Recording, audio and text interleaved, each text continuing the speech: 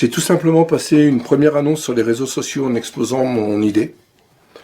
Et ben, j'ai la chance, voilà, les gens m'ont suivi. Ils sont rentrés dans mon délire et m'ont suivi. Et voilà, ils continuent à me suivre. Et c'est extraordinaire. Il n'y a pas eu de difficultés majeures.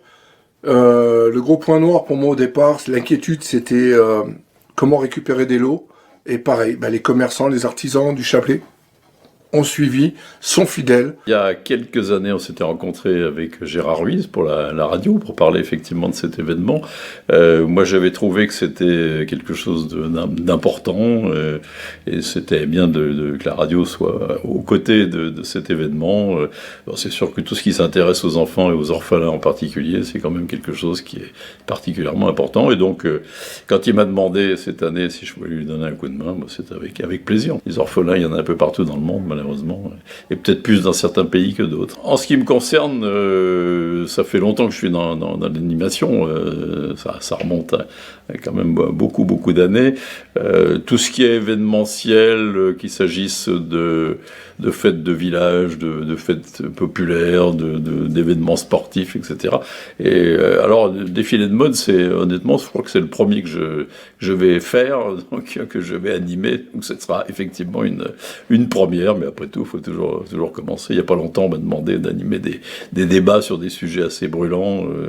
Voilà, il faut se lancer dans plein de choses. Après tout, c'est ce qui permet de sortir un peu de la routine. Alors, sur le plan émotionnel, je crois que c'est Louis Jouvet qui disait si on n'a pas le trac, on n'a pas de talent.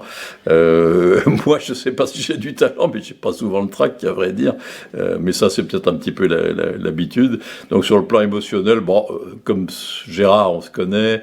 Ibad Slimani, on se connaît quand même depuis déjà un certain temps. Donc, quand on est au milieu d'une équipe de copains, de copines, c'est des choses qui devraient bien se passer quand même.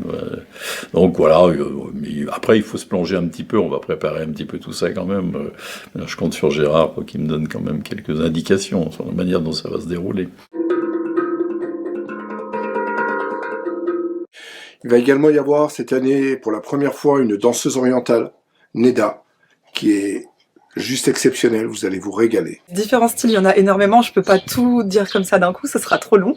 Mais il y a tout ce qui est folklore, il y a tout ce qui est populaire, il y a tout ce qui est plus moderne, sachant que la danse orientale vient des années 1800 de l'Égypte ancienne. Voilà.